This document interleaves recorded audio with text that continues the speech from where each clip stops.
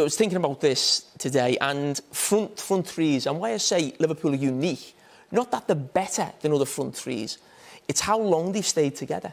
They're now in the 4th season, and the great front threes in the Premier League have normally only been 2 or 3 years. I'm just going to show a clip, but just one thing I want to mention is the last time Liverpool won the league, late 80s, or 1990, but the team that won the league in 1988 is remembered as Barnes, Beardsley, Aldridge. A little bit like this team. You remember the front three. That front three was only together for 2 years, and that's still talked about now. This front three will be talked about in 15, 20 years' time. They brought the title back. They've been amazing. I just want to look now at other Premier League attacks. And when I think of Jose Mourinho's first team, you think of Duff and Robin and Drogba through the middle, but certainly Duff and Robin, we just see them there. I'm not too interested really in what the goals are or the minutes per goal, because they're all amazing. These are teams that have won the Championship.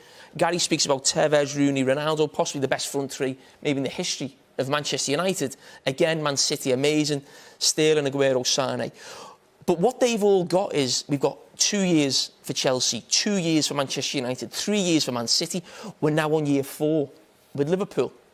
Maybe going to go into year 5. They've all still got maybe 2 or 3 years left on the contract. And what I would say is they're all getting to their late 20s. And sooner or later, that front three will have to be broken up. It will be. You can't get in 2 years' time, say, we're going to buy a new front three and replace them all. At times, it will change. And what I would say is, at this moment, I think Mane and Salah are going through poor form. It happens. There's lots of reasons why Liverpool aren't scoring at the moment. I think even Van Dijk passing from the back, they're losing the sort of counter-pressing in midfield with Fabinho and Henderson not being there. So lots of different things. And also, they're not playing great themselves.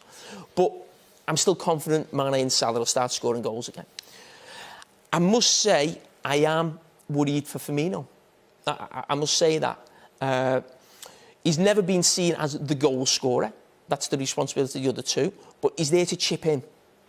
And when they're not scoring, I just feel like he needs to be a bigger goal threat. Even yesterday, he had a couple of chances, not quite striking the ball right. I also think, obviously, bringing players into the game has sort of dropped off. And also, the counter-pressing and winning the ball back has dropped off, I think, with Firmino. And not just this season. I'm actually going back to last season when Liverpool won the league. And I was a little bit worried then, going and thinking, can he turn it around this season? Now, a lot of teams are pressing a lot less because of the situation with COVID and different things. But I just want to look at Firmino, because, as I said, he's probably the one I'm worried about more. And if there was someone going to be phased out or moved on before the others, I probably think it would be Firmino. Jota's came in and obviously put pressure, but he's out at the moment. But I just want to look at the numbers season by season. So we see the games, and that's a great thing with this front three. They're never injured. They play every week. But you look at the goals, just steadily being going down. The minutes per goal, and as I say, that's what I'm talking about actually. Last season, I was a little bit worried for Firmino. You see it there again. Numbers are not great. The big thing that stands out as well, when you think of Firmino, possessions won in the final third. He was the best in the league, Harry. He's probably still one of the best forwards in the league. But you just look at that there, it's a massive drop-off.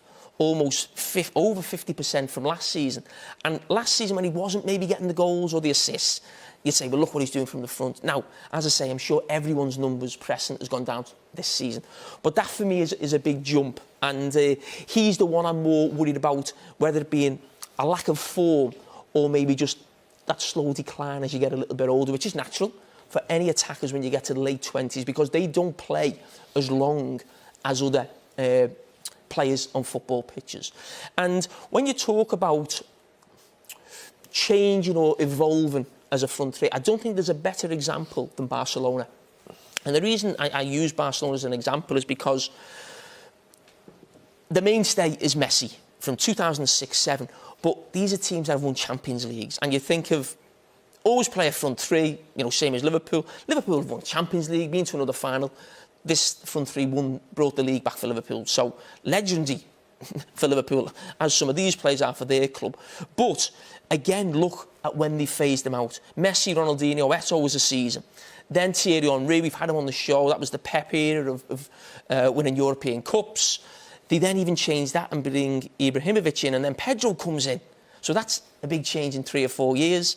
You then get possibly the best side I've ever seen in Messi, David Villa and Pedro. I think that game against Manchester United at Wembley. But again, that's there for a season. Then it changes. We have Sanchez for 3 seasons. And then it gets to what I would class as Messi, Neymar, Suarez, as maybe the best front three I've seen. You know, really watching me, you just think, wow, every player feels like... It felt like it was the 3 best players in the world playing together. But again, it's only together for 3 years. And then it gets phased out, it moves on. It's always... Maybe sometimes it's because, you know, a player moves on.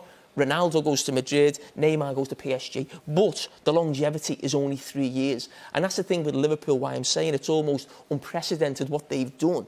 Is how long they've been together and how often they play. And sooner or later, that front three will have to be broken up.